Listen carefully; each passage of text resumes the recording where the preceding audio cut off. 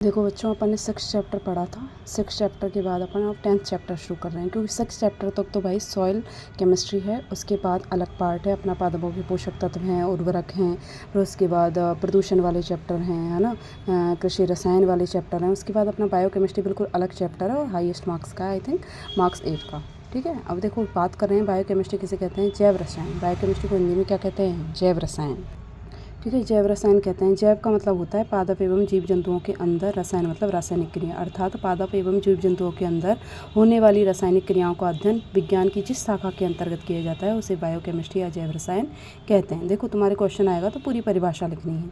ठीक है, नोट्स में पूरी परिभाषा डालेंगे, यहाँ शॉर्ट रूप में समझा रहे हैं। तो पादप एवं जंतु के अंदर होने वाली रासायनिक क्रिया का अध्ययन करने वाली जो विज्ञान की शाखा है उसे जैव रसायन कहते हैं। जैव रसायन नाम जो है 1903 में कार्ल न्यूबर्ग ने दिया था। अब सबसे पहले हम जानते हैं जैव अणु क्या होते हैं, बायोमोलिक्यूल क्या होते हैं। जीवों में पाए जाने वाले जो जटिल कार्बनिक यौगिक होते हैं उन्हें हम क्या कहते हैं, जैव अणु कहते हैं। ये जो होते हैं निर्जीव होते हैं और जीवों के विकास और पोषण में सहायक होते हैं। कौन कौन से पढ़ेंगे हम, कार्बोहाइड्रेट है, प्रोटीन है, विटामिन है, वसा है, एंजाइम है, इन सबको पढ़ना है। सबसे पहले हम पढ़ रहे हैं कार्बोहाइड्रेट। कार्बोहाइड्रेट को कार्बन के हाइड्रेट्स बोला जाता है, अर्थात कार्बन और हाइड्रेट मतलब जल मिलकर जो बनाते हैं उसे क्या कहते हैं, कार्बोहाइड्रेट। पॉलीहाइड्रोक्सी या तो एल्डिहाइड होते हैं या पॉलीहाइड्रोक्सी कीटोन युक्त प्रकाशिक यौगिक होते हैं। प्रकाशिक सक्रिय यौगिक हमने 11th में पढ़ा था। वे यौगिक जो प्रकाशिक समावयवता दर्शाते हैं उन्हें प्रकाशिक सक्रिय यौगिक कहा जाता है। जो D या L समावयवता दर्शाते हैं, जो प्रकाशिक क्षेत्र को या प्रकाश को बाईं ओर या दाईं ओर मोड़ने का काम करते हैं, वो प्रकाशिक यौगिक होते हैं। सामान्य सूत्र इनका CxH2O का होल वाई, जनरली X और Y समान ही संख्या होती है। CHO मतलब कार्बन, हाइड्रोजन और ऑक्सीजन का अनुपात 1:2:1 होता है। इनमें जो प्रत्यय लगता है, प्रत्यय मतलब नाम के पीछे जो लगता है वो ओस होता है। ये प्रकाशिक सक्रिय होते हैं। 2 क्रियात्मक समूह होते हैं, एल्डिहाइड और कीटोन। यदि एल्डिहाइड वाला हमारा कार्बोहाइड्रेट है तो उसे एल्डोस कहा जाता है, कीटोन वाला है तो उसे कीटोस कहा जाता है। नेक्स्ट बात करें अपवाद की। देखो रैमनोज और डीऑक्सीराइबोज इन दोनों के सूत्र लिखे हुए हैं, ये अपवाद हैं। ये CxH2O का होल वाई सूत्र को फॉलो नहीं करते हैं, फिर भी ये कार्बोहाइड्रेट है तो ये अपवाद है। अब हम बात करें कार्बोहाइड्रेट के कार्य की। ये शरीर को ऊर्जा और ऊष्मा प्रदान करते हैं, मतलब एनर्जी भी देंगे और हीट गर्मी भी देंगे। पौधों में ये स्टार्च के रूप में संचित होते हैं, जबकि जीवों में ये ग्लाइकोजन के रूप में संचित होते हैं। ठीक है भाई, पौधे अपना भोजन बनाते हैं तो स्टार्च के रूप में संचित कर लेते हैं। जैसे सबसे अच्छा एग्जाम्पल अपनी शकरकंदी है, आलू है, ये एक भोजन है पौधों का। और जीवों में अपना क्या होता है, जो ग्लूकोज का निर्माण होता है हमारे ATP से, उस ग्लूकोज को ये ग्लाइकोजन के रूप में संग्रहित कर लेते हैं। पादपों में कंकाल का निर्माण करते हैं, अर्थात पादप अपना बढ़ता जाए, गिरे नहीं गुरुत्वाकर्षण के विरुद्ध, इसलिए उसमें कंकाल का निर्माण करते हैं। पादपों में कोशिका झिल्ली का भी निर्माण करते हैं। पादपों की कोशिका भित्ति जो होती है वो सेलुलोज की बनी होती है, जो कि एक प्रकार का कार्बोहाइड्रेट है। अब कार्बोहाइड्रेट का वर्गीकरण देखो, 2 भागों में बांटा है, शर्करा और अशर्करा। शर्करा 2 भागों में है, मोनोसेक्राइड और ओलिगोसेक्राइड। अशर्करा पॉलीसेक्राइड में। शर्करा मतलब जो स्वाद में मीठे हैं वो शर्करा हैं, जो स्वाद में मीठे नहीं हैं वो अशर्करा हैं। शर्करा जो होते हैं क्रिस्टलेट ठोस होते हैं, जल में विलेय होते हैं और स्वाद युक्त होते हैं, मीठे होते हैं। सबसे पहले शर्करा हम पढ़ रहे हैं मोनोसेक्राइड। मोनोसेक्राइड का सामान्य सूत्र होता है CH2O का होल N। ये एकल शर्करा होती है और सबसे सरलतम शर्करा होती है। क्वेश्चन है कि भाई सबसे सरलतम शर्करा क्या होती है, तो मोनोसेक्राइड होती है। भाई सबसे सरलतम है तो इसका और जल अपघटन करेंगे तो जल अपघटन नहीं होगा, तो इसका जल अपघटन नहीं होता है। एग्जाम्पल है ग्लूकोज, फ्रक्टोज और गैलेक्टोज। ठीक है, आगे पढ़ रहे हैं कार्बन की संख्या। कार्बन परमाणु की संख्या के आधार पर मोनोसेक्राइडों को 4 भागों में बांटा जाता है, trio, Tedros, pentose, hexose. Trio मतलब 3 कार्बन, टेट्रोस मतलब 4 कार्बन, पेंटोस मतलब 5 कार्बन, हेक्सोस मतलब 6 कार्बन। यदि हम देखें यहाँ पर देखो 3 कार्बन हमने ले लिया, 3 यहाँ लगा दिया H2O का होल ट्राइस, 4 यहाँ लगा दिया H2O का होल 4, यहाँ 5 लगा लिया H2O का होल 5, यहाँ 6 लगा लिया H2O का होल 6। अब C3 तो सब में उतार दिया, C4 भी उतार दिया, C5 भी उतार दिया, C6 भी उतार दिया। 3 का मल्टीप्लाई अंदर कर दो, 3 का गुणा 2 से करेंगे 6 आ जाएगा S6, O का गुणा 3 से करेंगे 3 आ जाएगा। यहाँ 4 का गुणा करेंगे 8 आ जाएगा O4, 5 का करेंगे 10 आ जाएगा O5, 6 का करेंगे 12 आ जाएगा O6। ट्रायोस का एग्जांपल है ग्लिसरॉल्डिहाइड, टेट्रोस का है एरिथ्रोज, पेंटोस का है राइबोज, डीऑक्सीराइबोज। ठीक है, ये DNA और RNA में पाई जाने वाली शर्कराएं हैं। और हेक्सोज का है ग्लूकोज, फ्रक्टोज और गैलेक्टोज। हेक्सोज जो है वो सबसे उपयोगी हमारी शर्करा है। अब हम बात करें ओलिगोसेक्राइड की, तो ओलिगोसेक्राइड की हम बात करें तो ओलिगोसेक्राइड का जो सामान्य सूत्र होता है वो हमने लिख दिया है C6H10O5 का whole N plus H2O।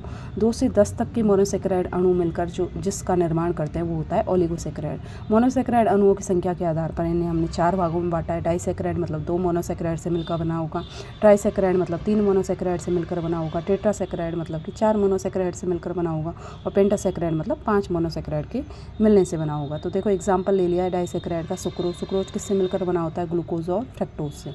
Maltose किससे मिलकर बना होता है? ग्लूकोज और ग्लूकोज से। सुक्रोज भाई चीनी है अपनी, माल्टोज अपने गेहूं में जो माल्टा पाया जाता है, जो मीठापन है वो इसके कारण होता है। लैक्टोज दूध में पाई जाने वाली शर्करा है जो किससे मिलकर बनी होती है? सुक्रोज और गैलेक्टोज से, ग्लूकोज और गैलेक्टोज से। ट्राइसैकेराइड का एग्जांपल रेफिनोज है, टेट्रासैकेराइड का स्टैकियोज है जो अपनी आर्टिफिशियल शुगर होती है, पेंटासैकेराइड का एग्जांपल वर्विस्कोज है। ठीक है, अब देखो बात हो रही है अशर्करा की। शर्करा हम पूरी पढ़ चुके हैं, अब बात हो रही है अशर्करा की। अशर्करा का मतलब जो एक्रिस्टलाइज्ड ठोस हैं, स्वादहीन है, जल में अम्लीय है और पॉलीसैकेराइड है। पॉलीसैकेराइड का, अब पॉलीसैकेराइड इसमें सबसे इंपॉर्टेंट पॉलीसैकेराइड ही है। पॉलीसैकेराइड को हम जैसे पढ़ना चाहें तो पॉलीसैकेराइड का सामान्य सूत्र होता है C6H10O5 का होल एन। ये मोनोसैकेराइड और ओलिगोसैकेराइड के मिलने से मिलकर बने, दोनों के मिल के बने होते हैं, इसलिए इन्हें मोनोसैकेराइड और ओलिगोसैकेराइड के बहुलक कहा जाता है। अणुभार इनका बहुत अधिक होता है, जल अपघटित होकर ये एन मात्रा में, एन संख्या में मोनोसैकेराइड इकाइयों का निर्माण करते हैं। इनको 2 भागों में बांटा गया है, साधारण पॉलीसैकेराइड और जटिल पॉलीसैकेराइड। साधारण पॉलीसैकेराइड का एग्जाम्पल है स्टार्च, सेल्यूलोज और ग्लाइकोजन। जटिल पॉलीसैकेराइड का एग्जाम्पल है पेक्टिन और लिग्निन। पेक्टिन और लिग्निन भाई फ्रूट्स में पाए जाते हैं, ताकि फ्रूट्स इनमें जब इनकी मात्रा ज़्यादा होती है तो फ्रूट कम पकता है। ठीक है, और जब इनकी मात्रा कम हो जाती है तो फ्रूट ज़्यादा पक जाता है। पॉलीसैकेराइड के मुख्य स्रोत हैं सेल्यूलोज और स्टार्च। ठीक है, सन है अपना, पटसन है, कपास है, जूट सन होता है ना, ये कपास है, जो धागे वाले रेशेदार चीज़ें, उनमें 97 से 98% तक सेल्यूलोज होता है। अनाज जो होता है उसमें 30 से 43% तक सेल्यूलोज होता है। आलू में 15 से 20% तक स्टार्च होता है, और गेहूं में 60 से 70% तक स्टार्च होता है। मक्का में 65 से 70% स्टार्च, चावल में 75 से 80% स्टार्च। भाई चावल में तो हमने देखा, हम चावल को भिगोते हैं तो एक वाइट कलर का पानी सा आ जाता है जो स्टार्च ही होता है। महत्व की बात करें पॉलीसैकेराइड की, तो जीवों के भोजन का काम करता है। प्लास्टिक है, सिल्क है, कपास है, सूती कपड़े आदि को बनाने में काम आता है। ग्लाइकोजन, देखो शरीर में हमारी जो ऊर्जा बनती है वो ग्लूकोज के रूप में बनती है, लेकिन संग्रहित होती है वो ग्लाइकोजन के रूप में होती है। तो जंतु कोशिकाओं में, लिवर में संग्रहित होती है, मांसपेशियों में होती है, ऊतकों में संचित कार्बोहाइड्रेट के रूप में होता है ग्लाइकोजन, जिसे हम जंतु स्टार्च या यकृत स्टार्च भी कहते हैं, लिवर स्टार्च भी कहते हैं। जब भूख लगती है और भूख लगने पर हम भोजन नहीं कर पाते हैं तो ऊर्जा देने के लिए ग्लाइकोजन भंडार से बाहर निकलता है और ग्लाइकोजन टूट के ग्लूकोज बनाता है और हमें ऊर्जा प्रदान करता है। नेक्स्ट है देखो हेमीसेल्यूलोज। हेमीसेल्यूलोज पौधों की भित्ति बनाने के काम आता है। लिग्निन के साथ मिक्स होता है, ये लिग्निन के साथ मिक्स होकर पौधों की भित्ति बनाता है। लिग्निन जो होता है पौधों का रेशेदार भाग बनाता है, जो सेल्यूलोज के साथ मिक्स होता है, तो सेल्यूलोज के साथ लिग्निन मिक्स होकर पौधों का रेशेदार भाग बनाता है। पेक्टिन जो होता है फलों में पाया जाता है। जब पेक्टिन फलों में बहुत ज़्यादा होता है तो फल जो होते हैं कच्चे होते हैं, तो कच्चे होते हैं तो वो पिलपिले नहीं होते, लेकिन जैसे पेक्टिन की मात्रा कम हो जाती है फल पक जाते हैं और वो पिलपिले हो जाते हैं, तो उनकी कोशिका भित्ति बनाने के काम आता है। ठीक है, कार्बोहाइड्रेट हमारा पूरा हो चुका है जैव अणुओं में। नेक्स्ट हम प्रोटीन पढ़ेंगे। इस वीडियो में कार्बोहाइड्रेट ही पढ़ा है हमने, पूरा अच्छे से याद करना है।